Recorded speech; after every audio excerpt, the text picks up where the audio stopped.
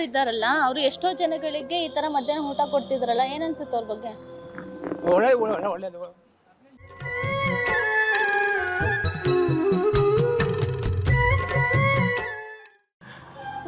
ಒಳ್ಳೇದು ಅವರಿಗೆ, ಅವರು ಭಾಳ ಒಳ್ಳೇದು ಮಾಡ್ತಾರೆ ನೋಡಿ.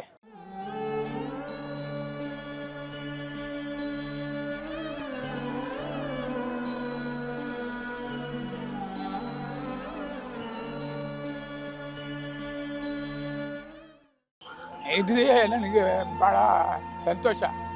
ಒಂದು ಸಾರಿ ಇದು ನಾನು ತಿಂದ್ಬಿಟ್ಟು ಮನೆಗೆ ತಗೊಂಡೋಗ್ತೀನಿ ಕವರಲ್ಲಿ. ಮನೆಗೆ ತಗೊಂಡೋಗಿ ಮಕ್ಕಳಿಗೆ ಹಿರಿಗೆ ಇಬ್ಬರು ತಿಂತೀವಿ. ಖುಷಿಯಾಗಿದೆ ಮೇಡಮ್, ಇದು ಮಾಡೋದ್ರಿಂದ ನಮಗೂ ಸಖತ್ ಖುಷಿ ಇದೆ.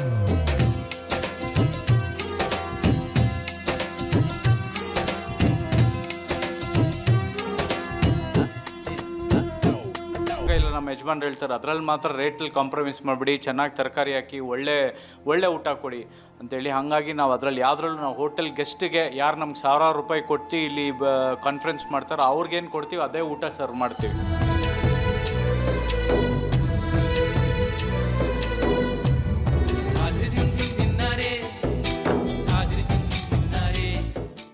ನಮಸ್ಕಾರ, ಸ್ಪೀ ಪ್ಲಸ್ ಕರ್ನಾಟಕದ ವಿಶೇಷ ಕಾರ್ಯಕ್ರಮಕ್ಕೆ ಸ್ವಾಗತ. ನಾನು ಅಕ್ಷತಾ. ನಾವಿವತ್ತು ಬೆಂಗಳೂರಲ್ಲಿರೋ ಗಾಂಧಿನಗರಲ್ಲಿ ಇದ್ದೀವಿ. ಯಾಕಪ್ಪ ಅಂದರೆ ಇಲ್ಲಿ ನಿಮ್ಮೆಲ್ರಿಗೂ ಗೊತ್ತಿರೋ ಹಾಗೆ ಜಿಯನ್ 5 ಸ್ಟಾರ್ ಹೋಟೆಲು. ಆದರೆ ಇಲ್ಲಿ ಪ್ರತಿನಿತ್ಯ ಒಂದು 300 ಜನಕ್ಕೆ ಅನ್ನದಾನ ಮಾಡ್ತಾರೆ. ಹೌದು, ಬನ್ನಿ ಇದ್ರ ಬಗ್ಗೆ ಫುಲ್ ಕಂಪ್ಲೀಟ್ ಡೀಟೇಲ್ಸ್ ನಾನು ನಿಮ್ಗೆ ತಿಳಿಸ್ತಾ ಹೋಗ್ತೀನಿ. ಅದ್ರ ಜೊತೆಗೆ ಹೋಟೆಲ್ ಓನರ್ ಹತ್ರ ಕೂಡ ಮಾತಾಡ್ತೀನಿ. ಸರ್, ಆಕ್ಚುಲಿ ಇಲ್ಲಿ ಇದು ಪಾತ್ರಧಾರಿ ಬಂದು ನಿಮ್ಮ MD ಸರ್ ಇರ್ತಾರೆ, ಬಟ್ ಸೂತ್ರಧಾರಿಗಳಾಗಿ ನೀವೆಲ್ಲ ಇಲ್ಲಿ ಇದು ಮಾಡ್ತಿರ್ತಾರೆ. ಎಷ್ಟು ಖುಷಿ ಆಗುತ್ತೆ ನಿಮಗೆ. ಅವರು ಪಾತ್ರಧಾರಿ ಆಗಿದ್ರು ಅವ್ರು ಏನು ಇಲ್ಲಿ ಬರೋದೇ ಇಲ್ಲ, ನಿಮ್ಮ ಕೈಯಲ್ಲಿ ಎಲ್ಲದನ್ನು ಇದು ಮಾಡಿಸಿ. ಖಂಡಿತವಲ್ಲ ಮೇಡಮ್, ನಾನು ಹೇಳ್ತೀನಲ್ಲ, ಅವರು ಆಜ್ಞೆ ನಮ್ಮದು ಪಾಲನೆ ಅಂತೀವಲ್ಲ, ಆ ಥರ ಆಜ್ಞೆ ಮಾಡಿದರೆ ಪಾಲನೆ ಮಾಡ್ತಾನೆ ಇದ್ದೀವಿ. ಒಂಥರ ಖುಷಿನೇ ಇದೆ ನಮಗೆ ಇದು ಮಾಡೋದ್ರಿಂದಂದರೆ. 4 ಜನಕ್ಕೆ ಒಳ್ಳೇದಾಗ್ಬೋದು ಕೆಟ್ಟದಾಗ್ಬೋದು ನನಗೆ ಗೊತ್ತಿಲ್ಲ. ಪಕ್ಕದ ಹೋಟ್ಲವ್ರು ಇನ್ನೊಬ್ರು ಮಾತಾಡ್ಬೋದು, ಅದು ನನಗೆ ಗೊತ್ತಿಲ್ಲ. ನಮಗೇನಂದರೆ ಇದೊಂಥರ ಸ್ಯಾಟಿಸ್ಫ್ಯಾಕ್ಷನ್ ಮೇಡಮ್. ಸ್ಟಾಫ್, ಓಲ್ ಸ್ಟಾಫ್, ಇವನ್ ಹೌಸ್ ಕೀಪಿಂಗ್ ಇರಲಿ, ಇವನ್ FMB ಸರ್ವಿಸ್ ಇರಲಿ, ಇನ್ನೊಂದು ಡಿಪಾರ್ಟ್ಮೆಂಟ್ ಇರಲಿ, ನಮ್ಮಲ್ಲಿ 8 ಡಿಪಾರ್ಟ್ಮೆಂಟ್ ಇದೆ. 8 ಡಿಪಾರ್ಟ್ಮೆಂಟ್ ಕಡೆಯಿಂದನೂ ಹುಡುಗರು ಎಲ್ಲರೂ ಸಪೋರ್ಟ್ ಕೊಡ್ತಾರೆ ಇದಕ್ಕೆ. ಇನ್ನೊಂದು ಎಲ್ರಿಗೂ ಒಂದು ಡ್ರೀಮ್ ಇರುತ್ತೆ, ಈ ಥರದ್ದು ಏನಾದರೂ ಲೈಫಲ್ಲಿ ಅಚೀವ್ ಮಾಡಬೇಕು ಅನ್ನೋದು ಇರುತ್ತೆ. ಆದರೆ ನಿಮ್ಮ MD ಸರ್ ಅದನ್ನು ಪ್ರೂವ್ ಮಾಡಿ ತೋರಿಸಿದ್ದಾರೆ. ನಿಮ್ಮ ಸರ್ ಬಗ್ಗೆ ನೀವೇನಾದರೂ ಹೇಳಿದ್ರೆ ಏನು ಹೇಳ್ತೀರಾ ಅಂತ? ಮೇಡಮ್, ದೇವ್ರ ಬಗ್ಗೆ ಮೇಡಮ್ ಮಾತಾಡೋಕ್ಕೆ ಚಾನ್ಸ್ ಇಲ್ಲ. ದೇವ್ರು ಅಷ್ಟೇ, ನಾವೇನು ನೋ ಕಾಮೆಂಟ್ಸ್ ಅಂತಾರಲ್ಲ, ಜಿಪ್ ಲಾಕ್ ಅಷ್ಟೇ. ವಿಚಾರದಲ್ಲಿ ಎಷ್ಟು ಖುಷಿಯಾಗಿದ್ದೀರಾ ಮೇಡಮ್, ನಾನು ಇದುವರೆಗೆ ಆಯ್ತು ಅವರು ಒಂದು ಹುಡುಗನಾಗಲಿ ಒಬ್ಬರು ಆಗಲಿ ಬೈದಿದ್ದು ನಾನು ನೋಡೇ ಕೇಳಿಲ್ಲ. ನಾವು ತಪ್ಪು ಮಾಡ್ತಾರೆ, ಎಲ್ಲರೂ ಮಾಡ್ತಾರೆ.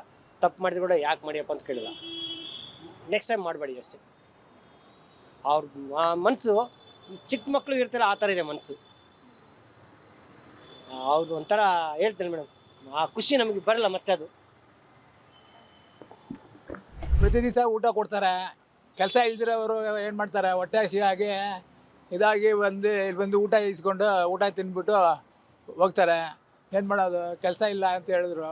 ಸರಿ, ಕೆಲಸ ಇರೋವಾಗ ಬರ್ತೀನಪ್ಪ ಅಂತ ಹೇಳ್ಬಿಟ್ಟು ಬಂದ್ಬಿಟ್ಟೆ. ನಾನು ಬಾಡಿಗೆಲ್ಲ ಕಟ್ಟಬೇಕು, ಮನೆಯಲ್ಲಿ ಊಟಕ್ಕೆ ಸ್ವಲ್ಪ ತೊಂದರೆ ಇರೋದು. ಎಲ್ಲ ಸಾಲಗೆಲ್ಲ ಮಾಡಿ ನಿಂತಾಯಿದ್ದೀವಿ. ಇಲ್ಲಿ ಬಂದು ಮಧ್ಯಾಹ್ನ ಒಂದು ಟೈಮ್ ಇಲ್ಲಿ ತಿಂದ್ಬಿಟ್ಟು ಹೋಗ್ತೀನಿ.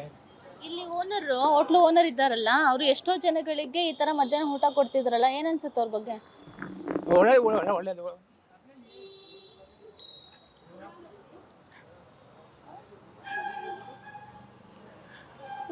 ಒಳ್ಳೇದು ಅವರಿಗೆ, ಅವರು ಭಾಳ ಒಳ್ಳೇದು ಮಾಡ್ತಾರೆ ನೋಡಿ. ಇದೇ ನನಗೆ ಭಾಳ ಸಂತೋಷ. ಒಂದು ಸಾರಿ ಇದು ನಾನು ತಿಂದ್ಬಿಟ್ಟು ಮನೆಗೆ ತಗೊಂಡೋಗ್ತೀನಿ ಕವರಲ್ಲಿ. ಮನೆಗೆ ತಗೊಂಡೋಗಿ ಮಕ್ಕಳಿಗೆ ಹಿರಿಗೆ ಇಬ್ಬರು ತಿಂತೀವಿ. ನಮ್ಮದು ಜಿಯಾನ್ ಹೋಟೆಲ್ ಅಂತ, ಇದು ಗಾಂಧಿನಗರಲ್ಲಿ ಒಂದು ಸ್ಟಾರ್ ಹೋಟೆಲು. ಒಂದು ಕಾರ್ಪೊರೇಟ್ ಕ್ಲೈಂಟ್ಸ್ ಎಲ್ಲ ಬಂದು ಸ್ಟೇ ಮಾಡೋದಕ್ಕೆ ವ್ಯವಸ್ಥೆ ಇದೆ. 95 ರೂಮ್ಸ್ ಇದೆ, ಮತ್ತು ಕಾನ್ಫರೆನ್ಸ್ ಹಾಲ್ ಇದೆ, ರೆಸ್ಟೋರೆಂಟ್ ಎಲ್ಲ ಇದೆ. ನಮ್ಮ ಯಜಮಾನರು ಶ್ರೀಯುತ ವೆಂಕಟೇಶ್ ಸರ್ ಅಂತ ಹೇಳ್ಬಿಟ್ಟು, ಅವ್ರದ್ದು ಒಂದು ಡ್ರೀಮ್ ಇತ್ತು, ಈ ಥರ ನಾನೊಂದು ಹೋಟೆಲ್ ಕಟ್ಟಿ ನಾನೊಂದು ಸ್ಟೇಟಸಲ್ಲಿ ಬಂದಾಗ ನಾನೊಂದು 100 ಜನಕ್ಕೆ ಊಟ ಫ್ರೀ ಕೊಡಬೇಕು ಅನ್ನೋದೊಂದು ಕನಸಿತ್ತು. ಆ ಕನಸು ಇವಾಗ ನೆನೆಸಾಗ್ತಾಯಿದೆ. ಈಗ 1.5 ಇಯರಿಂದ ನಾವು ಸುಮಾರು ಜನಕ್ಕೆ ದಿನ ಒಂದು 400 ಜನಕ್ಕೆ ಊಟ ಕೊಡ್ತೀವಿ ಇಲ್ಲಿ. ಸೊ ಅವ್ರು ಬೇರೆ ಬೇರೆ ಜಾತಿಯವರು, ಬೇರೆ ಬೇರೆ ಜನ, ಅವರು ಬಡವರು, ಸ್ಟೂಡೆಂಟ್ಸು ಎಲ್ಲ ಥರ ಬರ್ತಾರೆ ಇಲ್ಲಿ. ಎಷ್ಟೋ ಜನ ಮೇಡಮ್ ಇಲ್ಲಿ ಮೆಜೆಸ್ಟಿಕ್ಗೆ ಹತ್ತಿರವಾಗಿದ್ದೀವಿ ನಾವು, ಬಸ್ ಸ್ಟ್ಯಾಂಡ್ ರೈಲ್ವೆ ಸ್ಟೇಷನ್ಗೆ ನೂರಾರು ಜನ ಬೆಂಗಳೂರಲ್ಲಿ ಕೆಲಸ ಹುಡ್ಕೊಂಡು ಒಂದು ಕನಸು ಇಟ್ಕೊಂಡು ಬರ್ತಾರೆ. ನಾವು ಬೆಂಗಳೂರು ಬಂದರೆ ಏನೋ ಆಗ್ಬಿಡುತ್ತೆ, ಕೆಲಸ ಸಿಗುತ್ತೆ, ಸಂಪಾದನೆ ಮಾಡೋಣ ಅಂತ. ಅಂಥವ್ರಿಗೆ ಒಂದು ಫಸ್ಟ್ ಬಂದಾಗ ಏನನೇ ಇರಲ್ಲ ಇಲ್ಲಿ. ಸೊ ಊಟ ಕೊಟ್ಬಿಟ್ಟು ದಿನನಿತ್ಯ ಎವ್ರಿ ಡೇ ಇನ್ಕ್ಲೂಡಿಂಗ್ ಸಂಡೇ ಊಟ ಕೊಡ್ತೀವಿ. ಇನ್ಕ್ಲೂಡಿಂಗ್ ಸಂಡೇನೂ ಇರುತ್ತೆ. ಸರ್, ಇಲ್ಲಿ ಜನಗಳ ರೆಸ್ಪಾನ್ಸ್ ಒಂಥರ ಯಾವ ಥರ ಇರುತ್ತೆ? ಯಾಕಂದರೆ ಗಾಂಧಿನಗರ್ ಅಂದರೆ ಎಲ್ರಿಗೂ ತಟ್ಟಂತ ನೆನ್ಪಿರುತ್ತೆ, ಅಯ್ಯೋ ಇದು ಅಂದರೆ ಲೋಕಲ್ ಏರಿಯಾ ಅಂತಲೇ ಹೇಳ್ಬೋದು. ಯಾಕಂದರೆ ಜನಗಳು ಅದೇ ಥರ ಬಿಹೇವ್ ಮಾಡ್ತಾರೆ. ಇಲ್ಲಿ ಯಾವ ಥರ ಅವಾಯ್ಡ್ ಮಾಡ್ತೀರಾ ಜನಗಳನ್ನ ನೀವು? ನಾವು ಜನನ ಅವಾಯ್ಡ್ ಮಾಡೋದೇನಿಲ್ಲ, ನಾವು ಲಿಮಿಟೆಡಾಗಿ ಊಟ ಕೊಡ್ತೀವಿ, ವೇಸ್ಟ್ ಮಾಡಬೇಡಿ ಅಂತ ಖಂಡಿತ ಹೇಳ್ತೀವಿ. ಸೆಕೆಂಡ್ ಸರ್ವಿಸ್ ಕೂಡ ಕೊಡ್ತೀವಿ. ಯಾರಿಗೋ ಹೊಟ್ಟೆ ಹಸಿದು ಎರಡನೇ ಸತಿ ಬಂದು ಕೇಳಿದ್ರೆ ಕೊಡ್ತೀವಿ, ತೊಂದರೆ ಇಲ್ಲ. ಬಟ್ ನಾವು ತುಂಬ ಸ್ಟ್ರಿಕ್ಟಾಗಿ ಮೇಂಟೈನ್ ಮಾಡ್ತೀವಿ. ನಮ್ಮಲ್ಲಿ ಇನ್ನೊಂದೇನೆಂದರೆ ಸುಮ್ಮನೆ ಹೇಳಲಿಕ್ಕಲ್ಲ, ಕ್ವಾಲಿಟಿ ತುಂಬ ಸ್ಟ್ರಿಕ್ಟಾಗಿ ಮೇಂಟೈನ್ ಮಾಡ್ತೀವಿ. ನಾವು ಹಾಕೋದು ರೈಸ್ ಕ್ವಾಲಿಟಿ ಕೂಡ 72 ರೂಪಾಯಿ ರೈಸು. ಸೊ ನಾನು ಎಷ್ಟೋ ಸತಿ ಹೇಳಿದಾಗ ಇಲ್ಲ ನಮ್ಮ ಯಜಮಾನ್ರು ಹೇಳ್ತಾರೆ, ಅದರಲ್ಲಿ ಮಾತ್ರ ರೇಟಲ್ಲಿ ಕಾಂಪ್ರಮೈಸ್ ಮಾಡಿಬಿಡಿ, ಚೆನ್ನಾಗಿ ತರಕಾರಿ ಹಾಕಿ ಒಳ್ಳೆ ಊಟ ಕೊಡಿ ಅಂಥೇಳಿ. ಹಾಗಾಗಿ ನಾವು ಅದರಲ್ಲಿ ಯಾವುದ್ರಲ್ಲೂ ನಾವು ಹೋಟೆಲ್ ಗೆಸ್ಟಿಗೆ ಯಾರು ನಮ್ಗೆ 1000 ರೂಪಾಯಿ ಕೊಟ್ಟು ಇಲ್ಲಿ ಕಾನ್ಫರೆನ್ಸ್ ಮಾಡ್ತಾರೋ ಅವ್ರಿಗೇನು ಕೊಡ್ತೀವಿ ಅದೇ ಊಟ ಸರ್ವ್ ಮಾಡ್ತೀವಿ, ದಿನ ಫ್ರೆಶ್ಶಾಗಿ ಮಾಡಿಸ್ಬಿಟ್ಟು. ಯಾವುದೂ ಲೆಫ್ಟ್ ಓವರ್ ಇಲ್ಲ, ಉಳಿದಿರೋದು ಆ ಥರದ್ದು ಯಾವುದೂ ಇಲ್ಲ. ಸೊ ಜನ ಎಲ್ಲ ರೀತಿಯಲ್ಲೂ ಬರ್ತಾರೆ. ಕೆಲವು ಗಾಂಧಿನಗರ ಅಂದಮೇಲೆ ನೀವು ಹೇಳ್ದಂಗೆ ಲೋಕಲ್ ಕಸ್ಟಮರ್, ಕೆಲವರು ಔಟ್ ಸ್ಟೇಷನು ಬಳ್ಳಾರಿ, ಹುಬ್ಬಳ್ಳಿ ಆ ಕಡೆಯಿಂದ ಬರ್ತಾರೆ, ಕೆಲವರು ಸ್ಟೂಡೆಂಟ್ಸ್ ಬರ್ತಾರೆ, ಪಾಪ ಹಚ್ಕೊಂಡಿರ್ತಾರೆ, ಎಲ್ಲ ರೀತಿ ಜನ ಬರ್ತಾರೆ. ನಾವು ಲಿಮಿಟೆಡಾಗಿ ಒಂದು ಅರ್ಧ ಗಂಟೆಯಲ್ಲಿ ನಾವು ಬೇಗ ಬಿಸಿ ಊಟ ಸರ್ವ್ ಮಾಡಿಬಿಟ್ಟು ಅದನ್ನು ವೈಂಡ್ ಮಾಡ್ತೀವಿ. ಸೊ ಜನ ಅದನ್ನು ಯುಟಿಲೈಸ್ ಮಾಡ್ಕೊಳ್ಳಿ ಅನ್ನೋದು ನಮ್ಮದು ಒಳ್ಳೆಯ ಉದ್ದೇಶ. ಸರ್, ನೀವು ಸರ್ವ್ ಮಾಡಿದ ಮೇಲೆ ಅಂದರೆ ಅವ್ರು ತಿಂದ ಮೇಲೆ ಒಂದಷ್ಟು ಜನ ಮುಖದಲ್ಲಿ ಖುಷಿನೂ ನೋಡಿದೆ ನಾನು ಅವಾಗಿಂದ. ನಿಮ್ಗೆ ಯಾವ ಥರ ರೆಸ್ಪಾನ್ಸ್ ಸಿಕ್ಕಿದೆ? ಜನಗಳು ನಿಮ್ಮ ಹತ್ರ ಯಾವ ಥರ ಮಾತಾಡಿದ್ದಾರೆ ಇಲ್ಲಿವರೆಗೂ? ಎಲ್ಲ ಜನ ಏನಂತ ಹೇಳಿದ್ರೆ, ಸುಮಾರು ಸತಿ ಜನಕ್ಕೆ ಗೊತ್ತಿರಲ್ಲ ನಮ್ಮ ಯಜಮಾನ್ರೇ ಸರ್ವ್ ಮಾಡ್ತಾ ಇರ್ತಾರೆ ಅಲ್ಲಿ. ಅವ್ರಿಗೆ ಗೊತ್ತಿರಲ್ಲ ಇಷ್ಟು ದೊಡ್ಡ ಓನರು ಕೂಡ ಸರ್ವ್ ಮಾಡ್ತಾರೆ ಅನ್ನೋದು ಐಡಿಯಾ ಇರಲ್ಲ. ಈಗ ನಾವು ಒಂದು GM, ನಾವು ಸರ್ವ್ ಮಾಡ್ತೀವಿ, ಯಜಮಾನರು ಸರ್ವ್ ಮಾಡ್ತಾರೆ. ನಮ್ಮಲ್ಲಿರೋದು ಎಲ್ಲರಿಗೂ ಸರ್ವಿಸ್ ಭಾಗ್ಯ ಕೊಡ್ತೀವಿ, ಎಲ್ಲರೂ ಮಾಡಿ ದಿನ ಅಂತೇಳಿ ನಮ್ಮ ಮ್ಯಾನೇಜರ್ಸ್ ಎಲ್ಲ ಸರ್ವ್ ಮಾಡ್ತಾರೆ. ಸೊ ಅವ್ರಿಗೆ ಎಷ್ಟೋ ಜನ ಗೊತ್ತಿರಲ್ಲ, ಯಜಮಾನ್ರು ಮುಂದೆನೇ ಹೋಗಿ ಹೇಳ್ತಾರೆ, ಯಾರು ನಮಗೆ ಅನ್ನ ಕೊಡ್ತಾರೆ ಅವ್ರ ದೇವರು, ಅವ್ರದ್ದು ಚೆನ್ನಾಗಿರಲಿ, 100 ವರ್ಷ ಚೆನ್ನಾಗಿರಲಿ ಅಂತ ಹೇಳ್ತಾರೆ. ಮತ್ತು ಊಟ ಮುಗಿದ ಮೇಲೂ ಹೇಳ್ತಾರೆ, ಹೊಟ್ಟೆ ತುಂಬ ತಿಂದು, ಟೇಸ್ಟ್ ಭಾಳ ಚೆನ್ನಾಗಿದೆ. ಸೊ ಇವಾಗ ಹೆಂಗಾಗ್ಬಿಟ್ಟಿದೆ ಅಂದರೆ 1 ಗಂಟೆಗೆ ಜಿಯಾನ್ ಹೋಟೆಲ್ ಮುಂದೆ ನಿಂತ್ಕೋಬೇಕಂತ ಗೊತ್ತಾಗ್ಬಿಟ್ಟಿದೆ. ಆಮೇಲೆ 1 ಗಂಟೆ 1 ನಿಮಿಷಕ್ಕೆ ಕೂಡ ನಾವು ಲೇಟ್ ಮಾಡಲ್ಲ. 1 ಗಂಟೆ ಅಂದರೆ 1 ಗಂಟೆಗೆ ಸರ್ವಿಸ್ ಆಗಿಬಿಡ್ಬೇಕು, ಬಿಸಿ. ಇದು ನಮ್ಮ ಯಜಮಾನ್ರದ್ದು ಸ್ಟ್ರಿಕ್ಟ್ ಇನ್ಸ್ಟ್ರಕ್ಷನು. ಸೊ 1 o'clockಗೆ ನೀವು ನೋಡಿರ್ಬೋದು ಮುಂದೆ ಕ್ಯೂ 350 ಇಂದ 380 ಜನ ದಿನ ನಿಲ್ತಾರೆ. ಸೊ ದಿನನಿತ್ಯ ಅವ್ರಿಗೆ ಊಟ ಕೊಡ್ತೀವಿ. ಅವ್ರು ಇದನ್ನೇ ನಂಬ್ಕೊಂಡಿರ್ತಾರೆ, ಮಧ್ಯಾಹ್ನ ಅಂದರೆ ಜಿಯಾನ್ ಹೋಟ್ಲಲ್ಲಿ ಆಗಿಬಿಡುತ್ತೆ ಊಟ, ನಾವು ದಿನ ಎಲ್ಲ ಕೆಲಸ ಮಾಡಿ, ಕೂಲಿ ಕೆಲಸ ಮಾಡಿ ಅಲ್ಲ ಊಟ ಮಾಡ್ಬೋದು ಅಂತ ಭಾಳ ಖುಷಿಯಿಂದ ಇದ್ದಾರೆ. ನಮ್ಗೆ ತಿಳಿದ ಮಟ್ಟಿಗೆ ಒಳ್ಳೆ ಊಟ ಚೆನ್ನಾಗಿ ಕೊಡ್ತಾ ಇದ್ದೀವಿ. ದೇವ್ರು ನಮ್ಗೆ ಶಕ್ತಿ ಕೊಡಲಿ, ಇನ್ನೂ ಜಾಸ್ತಿ ಜನಕ್ಕೆ ಇನ್ನೂ ಜಾಸ್ತಿ ಐಟಮ್ಸ್ ಕೊಡೋಣ ಅಂತ ಪ್ರಾರ್ಥಿಸ್ತೀವಿ. ಇನ್ನೊಂದೇನು, ನೀವು ಅವಾಗಲೇ ಹೇಳಿದ್ರಿ ಜನಗಳಿಗೆ ಗೊತ್ತಾಗ್ತಿಲ್ಲ ಓನರ್ ಯಾರು ಅಂತ ಹೇಳಿದ್ರಿ. ನಮಗೂ ಅದೇ ಕನ್ಫ್ಯೂಸ್ ಆಯಿತು, ಇವರೇನೋ ಓನರ್ ಅದಕ್ಕೆ ಅಂತ ಅನ್ನೋ ಥರ ಆಯಿತು. ಸೊ ಅವ್ರ ಬಗ್ಗೆ ಹೇಳೋದಿದ್ರೆ ಏನು ಹೇಳ್ತೀರಾ ಸರ್? ಇಷ್ಟು ಒಂದು ಧೈರ್ಯ ತಗೊಂಡು ಒಂದು ಡೈಲಿ 300 ಜನಕ್ಕೆ ಅನ್ನದಾನ ಮಾಡೋದು ತುಂಬ ಕಷ್ಟದ ಕೆಲಸ ಅದು. ಹಾಂ, ಅವ್ರ ಬಗ್ಗೆ ಏನು ಹೇಳ್ತೀರಾ? ನಮ್ಮ ಯಜಮಾನರು ತುಂಬ ಒಳ್ಳೆ ಮನಸ್ಸು, ಭಾಳ ಒಳ್ಳೆ ಮನಸ್ಸಿಂದ, ಒಳ್ಳೆ ಹೃದಯದಿಂದ ಸರ್ವ್ ಮಾಡ್ತಾರೆ. ಅವ್ರು ಹೇಳೋದು, ನಾವು ಗೊತ್ತಿಲ್ಲದೆ ಏನೇನೋ ತಪ್ಪು ಮಾಡಿಬಿಡ್ತೀವಿ. ಒಂದು ಸಣ್ಣ ಇರುವೆ ತುಳಿಯೋದ್ರಿಂದ ನಾವು ಮಾಡೋದೆಲ್ಲ ಪಾಪ ಅಂತಲೇ ಅಂತೀವಿ. ಸೊ ಏನೋ ನಡೀತಿರುತ್ತೆ, ಗೊತ್ತಿಲ್ಲದೇನೋ ಎಷ್ಟೋ ದಿನನಿತ್ಯ ನಾವು ಮಾಡ್ತಾ ಇರ್ತೀವಿ. ಈ ಸೇವೆ ಮೂಲಕ ನಾವು ಅದನ್ನೆಲ್ಲ ಕ್ಲಿಯರ್ ಮಾಡ್ಕೋಬೋದು. ದೇವ್ರು ನಮ್ಗೆ ಒಳ್ಳೇದಾಗ್ಬೋದು, ನಮ್ಮ ಕುಟುಂಬಕ್ಕೆ, ನಮ್ಮ ಇಲ್ಲಿ ಕೆಲಸ ಮಾಡೋದೊಂದು ಜಿಯೋನಲ್ಲಿ ನಮ್ಮಲ್ಲಿ ಒಂದು 130 ಜನ ಕೆಲಸ ಮಾಡ್ತಾರೆ ಸ್ಟಾಫು, ಅವ್ರಿಗೆಲ್ಲ ಒಳ್ಳೇದಾಗಲಿ, ಕುಟುಂಬಕ್ಕೆಲ್ಲ ಆಗಲಿ ಅಂದ್ಬಿಟ್ಟು ಇದೊಂದು ಸೇವೆನ ಮಾಡ್ತಾ ಇದ್ದಾರೆ ಯಜಮಾನರು. ಸರ್, ಇನ್ನೊಂದು ಲಾಸ್ಟು, ನಿಮಗೆಷ್ಟು ಖುಷಿ ಇದೆ ನೀವು ವರ್ಕ್ ಮಾಡೋ ಹೋಟ್ಲಲ್ಲಿ ಇಷ್ಟು ಒಂದು ಜನಕ್ಕೆ ಅನ್ನದಾನ ಸಿಗ್ತಾ ಇದೆ? ಎಷ್ಟೋ ಜನ ಹೊಟ್ಟೆ ತುಂಬಿ ನಿಮ್ಮನ್ನು ನೆನೆಸ್ಕೊಂಡು ಮಲ್ಕೊತಿರ್ತಾರೆ. ಬರ್ಡ್ಸಲ್ಲಿ ನೀವು ಅಲ್ಲಿ ಸರ್ವ್ ಮಾಡ್ತಾ ಇರ್ತೀವಿ, ನಿಮ್ಮನ್ನು ಒಂದಷ್ಟು ಜನ ನೆನೆಸ್ಕೊಂಡು ಮಲ್ಕೊಳ್ತಿರ್ತಾರೆ. ಏನು ಅನ್ಸುತ್ತೆ ಅದನ್ನೆಲ್ಲ ನೋಡಿದ್ರೆ? ಲೈಫಲ್ಲಿ ಅಂದ್ಕೊಂಡಿದ್ರೆ ಈ ಥರದ್ದೆಲ್ಲ ನಾನು ಏನಾದರೂ ಒಂದು ಹಚ್ಚಿ ಈ ಥರ ಮಾಡ್ತೀನಿ ಅಂತ ಏನಾದರೂ? ಇಲ್ಲ, ಖಂಡಿತ ಈ ಥರ ಒಂದು ಸೇವೆ ಸಿಗತ್ತೆ ಅಂತ ನಾವು ಒಂದು 25 ವರ್ಷ ಹೋಟೆಲ್ ಇಂಡಸ್ಟ್ರಿಯಲ್ಲಿ ಕೆಲಸ ಮಾಡ್ತಾ ಇದ್ದೀವಿ. ಬಟ್ ಈ ಥರ ಒಂದು ಚಾನ್ಸ್ ಯಾವತ್ತೂ ಸಿಕ್ಕಿಲ್ಲ. ನಮ್ಮ ಯಜಮಾನರು ನಮ್ಗೆ ಕೊಟ್ಟಿರೋದೊಂದು ಒಳ್ಳೆ ಭಾಗ್ಯ ಇದು, ನಮ್ಮ ಪುಣ್ಯ. ಈ ಥರ ಇಷ್ಟು ಜನಕ್ಕೆ ನಾವು ಊಟ ಸರ್ವ್ ಮಾಡ್ತಾಯಿದ್ದೀವಿ, ಅವ್ರ ಹೆಸರಲ್ಲಿ ನಾವು ಸರ್ವ್ ಮಾಡ್ತೀವಿ. ಇದು ಭಾಳ ಖುಷಿ ಸಿಗುತ್ತೆ. ಯಾಕಂದರೆ ಫ್ರೆಶ್ಶಾಗಿ ಈ ಥರ ಊಟ ಯಾರು ಸರ್ವ್ ಮಾಡ್ಬೇಕಂತ ಅಂದ್ಕೊಳ್ಳಲ್ಲ. ಎಷ್ಟೋ ಶ್ರೀಮಂತರಿದ್ದಾರೆ ಇವತ್ತಿನ ದಿನದಲ್ಲಿ, ದುಡ್ಡು ಬೇಜಾನಿದೆ. ಬಟ್ ಈ ಥರ ಫ್ರೀಯಾಗಿ ಕೊಡಬೇಕು ಅನ್ನೋದು ಮನಸ್ಸು ಎಷ್ಟು ಜನಕ್ಕೆ ಬರುತ್ತೆ? ಅದು ನಮ್ಮ ಯಜಮಾನರಲ್ಲಿ ಇದೆ. ನಾವು ಅದರಲ್ಲಿ ಒಂದು ಭಾಗಿಯಾಗಿದ್ದೀವಿ ಸಣ್ಣ ಮಟ್ಟದಲ್ಲಿ ಅಂತೇಳಿ ಭಾಳ ಖುಷಿ ಆಗುತ್ತೆ. ಸರ್ ಇವಾಗಿನ ಕಾಲದಲ್ಲಿ ಹೇಗಂದರೆ ನಮ್ಮ ಒಂದು ಫ್ಯಾಮಿಲಿನ ನಡ್ಸೋದಕ್ಕೇ ತುಂಬ ಕಷ್ಟಪಡಬೇಕು. ಯಾಕಂದರೆ ಅಷ್ಟು ಈಸಿ ಅಲ್ಲ ಒಂದು ಫ್ಯಾಮಿಲಿ ನಡ್ಸೋದು ಕೂಡ. ಅಂಥದ್ರಲ್ಲಿ ನೀವು ಎಷ್ಟೋ ಒಂದು 100 200 ಜನಕ್ಕೆ ಫ್ರೀಯಾಗಿ ಡೈಲಿ ಊಟ ಕೊಡ್ತಾ ಇದ್ದೀರಾ. ನಿಮ್ಮ ಹಿನ್ನೆಲೆ ಏನು ಫಸ್ಟಾಗಿ ತಿಳ್ಕೊಳ್ಳೋದಿದ್ರೆ ನಾವು? ನೋಡಿ, ಮೂಲತಃ ನಾವು ಬಡ ಕುಟುಂಬದಿಂದ ಬಂದಿರೋರು. 2019ರಲ್ಲಿ ನಾನು ಈ ಹೋಟೆಲ್ ಉದ್ಯಮ ಆರಂಭ ಮಾಡಿದೆ. ಆರಂಭ ಮಾಡಿ ಒಂದು ಕೆಲವೇ ತಿಂಗಳ ನಂತರ ಕರೋನಾ ಬಂತು.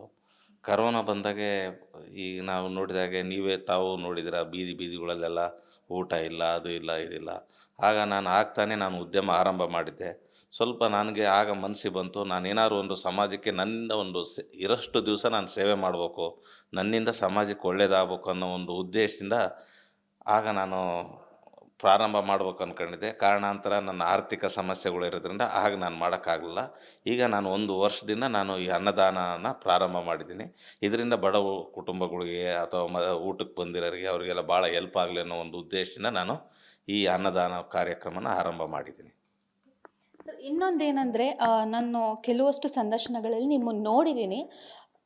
ಏನು ನಿಮ್ಮ ಕೋವಿಡ್ ಟೈಮಲ್ಲಿ ನಿಮಗಿದು ಬಂತು, ಏನೋ ಬಡವರಿಗೆ ಹೆಲ್ಪ್ ಮಾಡಬೇಕು ಅನ್ನೋದೊಂದು ಬಂತು. ಬಟ್ ನೀವು ಹೆಲ್ಪ್ ಮಾಡಬೇಕು ಅನ್ನೋದ್ರ ಹಿಂದೆ ನಿಮ್ಮದೊಂದು ನೋವು ಇದ್ದೇ ಇರುತ್ತೆ, ಏನೋ ಒಂದು ಸ್ಟೋರಿ ಇದ್ದೇ ಇರುತ್ತೆ. ಏನಿರ್ಬೋದು ಅದು ಅನ್ನೋದೊಂದು? ನಾವು ಬಡ ಕುಟುಂಬದಿಂದ ಬಂದಿರೋರು, ನಮಗೆ ಅನ್ನದ ಬೆಲೆ ಗೊತ್ತು ಏನು ಅಂತ. ಹಾಗಾಗಿಬಿಟ್ಟು ಬಡವರಿಗೆ ಒಂದು ಒಳ್ಳೆಯದಾಗಲಿ ಅನ್ನೋ ಒಂದು ಉದ್ದೇಶದಿಂದ ನಾವು ಅನ್ನದಾನನ ಒಂದು ಪ್ರಾರಂಭ ಮಾಡಿದ್ವಿ. ಇದನ್ನು ನಾನು ನಿರಂತರ ಮಾಡ್ಬೇಕಂತ ನನ್ನ ಆಸೆ. ಡೈಲಿ ಯಾವ ಟೈಮಿಂಗ್ ನೀವು ಅನ್ನದಾನ ಸ್ಟಾರ್ಟ್ ಮಾಡ್ತೀರಾ? ಮತ್ತು ಎಷ್ಟು ಜನ ಬರ್ತಾರೆ ಡೈಲಿ? ಯಾವ ಥರ ರೆಸ್ಪಾನ್ಸ್ ಸಿಗ್ತಾ ಇದೆ ಇಲ್ಲಿ ಅಂತ? ಸುಮಾರು ಡೈಲಿ ಮಧ್ಯಾಹ್ನ 1ರಿಂದ 1:30ವರೆಗೆ ಮಾಡ್ತೀವಿ. 250ರಿಂದ 300 ಜನ ಊಟ ಮಾಡ್ತಾರೆ. ಇದರ ಖರ್ಚು ನನಗೆ ಡೈಲಿ ಒಂದು 6,000 ರೂಪಾಯಿ ಬರುತ್ತೆ. ಆಲ್ಮೋಸ್ಟ್ ತಿಂಗಳಿಗೆ ಒಂದು 2 ಲಕ್ಷ ರೂಪಾಯಿ ಬರುತ್ತೆ. ನನ್ನ ಉದ್ದೇಶ ಬಡವ್ರಿಗೆ ಒಳ್ಳೆಯದಾಗಲಿ ಅನ್ನೋ ಒಂದು ಉದ್ದೇಶ. ಆ ಒಂದು ಇದಕ್ಕೋಸ್ಕರ ನಾನು ಈ ಅನ್ನದಾನನ ಆರಂಭ ಮಾಡಿದ್ದೀನಿ. ಸರ್ ನಿಮಗೆ ಇದು ಬಂದಿರುತ್ತೆ ಅಂದರೆ ಇಲ್ಲಿ ಬಂದು ಏನು ಒಂದು 200 ಜನ ಇಲ್ಲಿ ಉಚಿತವಾಗಿ ಊಟ ತಿಂತಾರೆ. ಅವರು ನಿಮ್ಮ ಹತ್ರ ಏನಾದರೂ ಮಾತಾಡಿದಾರಾ? ಏನಾದರೂ ಹೇಳ್ಕೊಂಡಿದ್ದಾರಾ ನಿಮ್ಮ ಹತ್ರ? ಅಂದರೆ ಅವರು ಹಸ್ತಿರೋ ಹೊಟ್ಟೆ ತುಂಬಿದಾಗ ಅವ್ರಿಗೆ ಮಾತುಗಳು ಬಂದೇ ಬರುತ್ತೆ. ಸುಮಾರು ಜನ ಭಾಳ ನೆನೆಸ್ಕೊಂತಾರೆ, ಇಲ್ಲ ಕಾಲದಲ್ಲೂ ನೀವು ಇಂಥ ಜಾಗದಲ್ಲಿ ನೀವು ಊಟ ಹಾಕ್ತೀರಂದರೆ ನಿಜವಾಗ್ಲೂ ನಿಮಗೆಲ್ಲ ಒಳ್ಳೆಯದಾಗಲಿ, ದೇವ್ರು ನಿಮ್ಮನ್ನೆಲ್ಲ ಚೆನ್ನಾಗಿಟ್ಟಿರಲಿ, ನೀವು 100 ವರ್ಷ ಬಾಳಿ ಅಂತ ಹಾರೈಸಿ ಹೋಗ್ತಾರೆ ವಿನ ಯಾರೂ ನಮ್ಮನ್ನಂತೂ ಕೆಟ್ಟದಾಗಿ ಹೇಳಲ್ಲ. ಒಳ್ಳೆಯರೋ ಅನ್ನದಾತೋ ಸುಖಿ ಭವ ಅಂತ ಹೇಳ್ಕೊಂಡು ಹೋಗ್ತಾರೆ. ಸರ್ ಒಂದು 200-300 ಜನಕ್ಕೆ ನೀವು ಪ್ರತಿದಿನ ದೇವರಾಗಿದ್ದೀರಾ. ನಿಮ್ಮ ಮೂಲತಃ ನಿಮ್ಮ ಊರು ಯಾವುದು? ನೀವು ಹೇಗೆ ಹುಟ್ಟು ಬೆಳೆದು ಬಂದಿದ್ದು ಹೇಗಿತ್ತು ಸ್ಟೋರಿ ಅನ್ನೋದೊಂದು? ನಾವು ಬಳ್ಳಾರಿ ಜಿಲ್ಲೆ ಹೊಸಪೇಟೆ ತಾಲೂಕು ಗಾದಿಗ್ನೂರು ಗ್ರಾಮದವರು. ನಾವು ಇಲ್ಲಿ ಬಂದು ಸೆಟ್ಲಾಗಿ 50 ವರ್ಷ ಆಯಿತು. ನಾವೆಲ್ಲ ಸ್ವಲ್ಪ ಎಲ್ಲ ಡೆವಲಪ್ಮೆಂಟ್ ಆಗಿ ಒಂದು ಸ್ಟೇಜಿಗೆ ಬಂದಮೇಲೆ ನಾನು ಒಂದು ಹೋಟೆಲ್ ಉದ್ಯಮ ಆರಂಭ ಮಾಡಿದೆ. ಆರಂಭ ಮಾಡಿದ ನಂತರ ನನಗೆ ಒಂದು ಮನಸ್ಸಿಗೆ ನಮ್ಮ ತಾಯಿ ತಂದೆಯವರು ಹೇಳಿದರು, ನೋಡಪ್ಪ ನೀನು ಏನೇ ಮಾಡು, ಸಮಾಜಕ್ಕೆ ನಿನ್ನಿಂದ ಒಂದು ಒಳ್ಳೆಯದ ಕಾರ್ಯ ಮಾಡು ನೀನು ಅಂತ ಹೇಳಿದರು. ಆ ಒಂದು ವಿಷಯನ ನನ್ನ ಮನಸ್ಸಲ್ಲಿ ಇಟ್ಕೊಂಡು ಈ ಅನ್ನದಾನ ಅನ್ನೋ ಒಂದು ನನ್ನಿಂದ ದಾಸೋಹನ ಆರಂಭ ಮಾಡೋಣ ಅಂತ ನಾನು ಮಾಡಿದ್ದೀನಿ. ಸರ್ ಇದು ಒಂದು ಸ್ಟಾರ್ಟ್ ಮಾಡಿದಾಗ ನಿಮ್ಮ ಫ್ಯಾಮಿಲಿ ಸಪೋರ್ಟ್ ನಿಮ್ಗೆ ಹೇಗಿತ್ತು? ಯಾವ ಥರ ರೆಸ್ಪಾನ್ಸ್ ಸಿಗ್ತಾ ಇತ್ತು ಅನ್ನೋದು? ನನಗೆ ನಮ್ಮ ಮನೆಯವರಿಂದ ಆಗಲಿ ಅಥವಾ ನಮ್ಮ ಸಹೋದರರಿಂದ ಆಗಲಿ ಅವರೆಲ್ಲ ತುಂಬ ಅಪ್ರಿಷಿಯೇಟ್ ಮಾಡಿದರು, ಒಳ್ಳೆಯ ಕಾರ್ಯ ಮಾಡ್ತಾಯಿದ್ದಿ ಅಂತ. ಇದರಿಂದ ಅವರು ಉತ್ತೇಜನಗೊಂಡು ನಮ್ಮ ಅಣ್ಣರನ್ನು ಡೈಲಿ ಒಂದು 250ರಿಂದ 300 ಜನಕ್ಕೆ ರೈಲ್ವೆ ಸ್ಟೇಷನ್ ಹತ್ರ ಅಯ್ಯಪ್ಪ ಸ್ವಾಮಿ ದೇವಸ್ಥಾನದಲ್ಲಿ ಅವ್ರೂ ದಿವಸ ಅನ್ನದಾನ ಮಾಡ್ತಾಯಿದ್ದಾರೆ. ಸೊ ಇದರಿಂದ ಎಲ್ಲರಿಗೂ ಒಂದು 4 ಜನಕ್ಕೆ ಉಪಯೋಗ ಆಗತ್ತಲ್ಲ ಅಂತ ಮಾಡ್ತಾಯಿದ್ವಿ ಮೇಡಮ್.